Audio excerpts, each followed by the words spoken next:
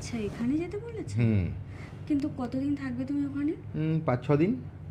আমি একা একা কী করবো? তোমাকে ছাড়া তোমার ভালোই লাগে না। এখন কী করবো বলো, যেতে তো হবেই। দাঁড়াও, একটা ফোন আসছে।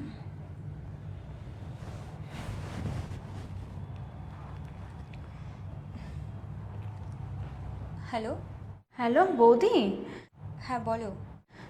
বাবা না আবার অসুস্থ হয়ে পড়েছে। ডাক্তার বলেছে চিকিৎসা করতে অনেক টাকা লাগবে। তুমি প্লিজ একটু দাদাকে ফোনটা দাও না। না, ও তো বাড়িতে নেই, ও 1 সপ্তাহের জন্য বাইরে গেছে। দেখো না বৌদি, বাবা না খুব অসুস্থ। আচ্ছা ঠিক আছে, ও আসলেই আমি বলে দেবো তোমাকে ফোন করতে। ঠিক আছে। ঠিক আছে বৌদি। কে ফোন করেছিল বর্ষা? ও কেউ না, ওই ব্যাংক থেকে ফোন করেছিল। আমি ওই জন্য বলে দিলাম তুমি বাড়িতে নেই, 1 সপ্তাহের জন্য বাইরে গেছো। ঠিক আছে, আসি, আমার অফিসে অনেক দেরি হয়ে যাচ্ছে। এখনই চলে যাবে? তোমাকে ছাড়া না আমার সত্যি একদম ভালো লাগে না বাড়িতে একা একা। ঠিক আছে, আমি তাড়াতাড়ি আসার চেষ্টা করব। ঠিক আছে বাবু? আচ্ছা, আসি। সাবধানে যেও। হ্যাঁ হ্যাঁ।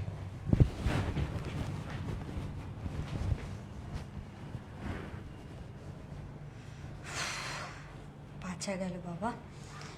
এদের বাড়ির লোককে যে কি বলবো না, শুধু টাকা নেওয়ার ধান্দা। আর দীপঙ্করটাও হয়েছে সেরকম। বাবা ভক্ত পুরো।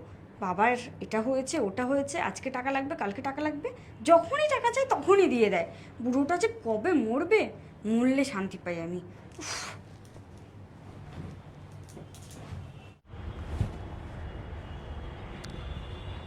হ্যালো দাদা, তুই কি ব্যস্ত আছিস? না, বল। বৌদিকে বললাম বাবা খুব অসুস্থ, তোকে ফোন করতে বলেছিলাম। কই তুই তো ফোন করলি না। কই, তোর বৌদি তো কিছু বলেনি আমাকে। দেখ, আমি বৌদিকে যখনই ফোন করি তখনই বলে তুই ব্যস্ত আছিস। আজকে সকাল থেকে কতবার ফোন করেছি, তখনও বৌদি বললো তুই ব্যস্ত আছিস। আচ্ছা বোন, তুই তাহলে একটা কাজ কর, তুই এখানে চলে আয়, তারপর তুই আর আমি একসঙ্গে যাব। ঠিক আছে দাদা, আমি যাচ্ছি। বাড়ি থেকে বোন আমাকে এতবার ফোন করেছে, বাবা অসুস্থ, আর বর্ষা আমাকে কিছুই বললো না। না, ব্যাপারটা তো দেখতে হবে বাড়ি গিয়ে।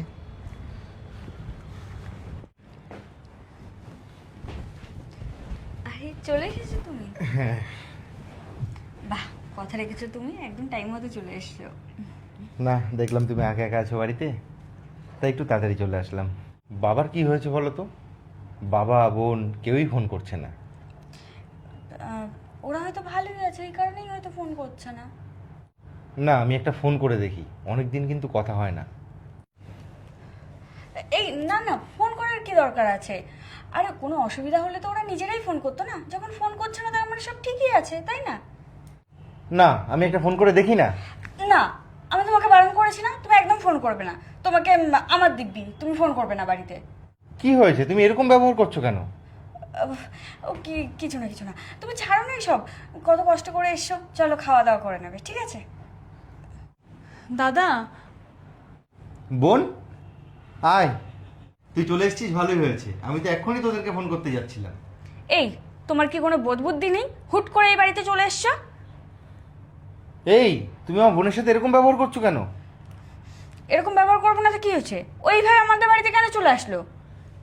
এটা আমাদের বাড়ি, ও যখন ইচ্ছে তখন আসতে পারে, ও আমার বোন। আচ্ছা, তুমি এত মিথ্যে কথা বলা কবে থেকে শিখলে? আমার বোন তোমাকে একবারও ফোন করেনি? ও তো তোমাকে অনেকবার ফোন করেছে, তুমি বলনি কেন একবারও আমাকে? আজকে বাবার এত শরীর খারাপ, হসপিটালে ভর্তি, যদি আজকে বাবার কিছু হয়ে যেত তাহলে কি হতো? আরে তুমি এরকম করছো কেন? আরে তুমি সব সময় ব্যস্ত থাকো অফিসের কাজে, মাথায় এত টেনশন থাকে, আমি এই জন্য তোমাকে জানাতে চাইনি। তুমি চুপ করো।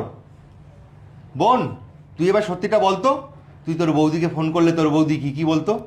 আমি বৌদিকে যতবারই ফোন করেছি ততবারই বলতো তুই বাড়িতে নেই, এখানে আছিস বাইরে আছিস, ততবারই ফোন দিত না। আমি বাধ্য হয়ে তোকে আজকে ফোন করেছি।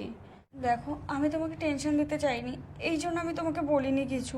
আর তাছাড়া তুমি ওখানে গিয়ে কি করতে বলো তো? ওখানে চলে গেলে তো আমি এখানে একা পড়ে যেতাম বলো। আর তাছাড়া মাসে মাসে তো ওদের কাছে তুমি টাকা পাঠাও, আর কত টাকা দেবে তুমি বলো? আমাদেরও তো একটা ফিউচার আছে নাকি? টাকা তো সেভিংস করতে হবে আমাদেরও। স্টপ ইট বর্ষা, তুমি ভুলে যেও না উনি আমার বাবা হয়। আজকে ওনার এত শরীর খারাপ, হয়তো বেশি দিন আর বাঁচবেও না। আর তুমি এই অবস্থায় টাকার চিন্তা করছো? ছি, কেমন মেয়ে তুমি? তোমার যখন এতই চিন্তা, তাহলে তুমি কেন যেতে না আমার সাথে? তুমিই তো বলতে যে তোমার নাকি গ্রাম পছন্দ না, তোমার নাকি গ্রামের পরিবেশ ভালো লাগে না। আর তাছাড়া তুমি তো এসি ছাড়া থাকতেও পারো না। অ্যাকচুয়ালি প্রবলেমটা আমার না, প্রবলেমটা তোমার। আসলে কি বলো তো, তুমি তোমার নিজেরটা ছাড়া কিছুই বোঝো না। তুমি হচ্ছে একটা স্বার্থপর মেয়ে। আরে এগুলো তো আমার আপন মানুষ। কিন্তু না, তুমি এদেরকে পর ভাবো। এদের যা কিছু হয়ে যাক তাতে তোমার কিচ্ছু যায় আসে না।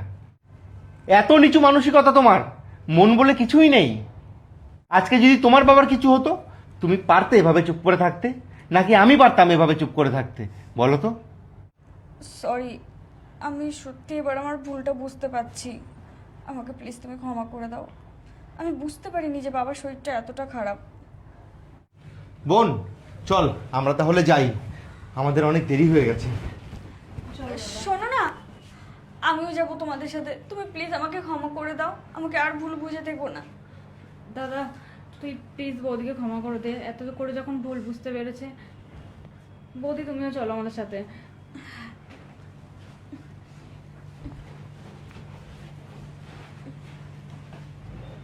চলো।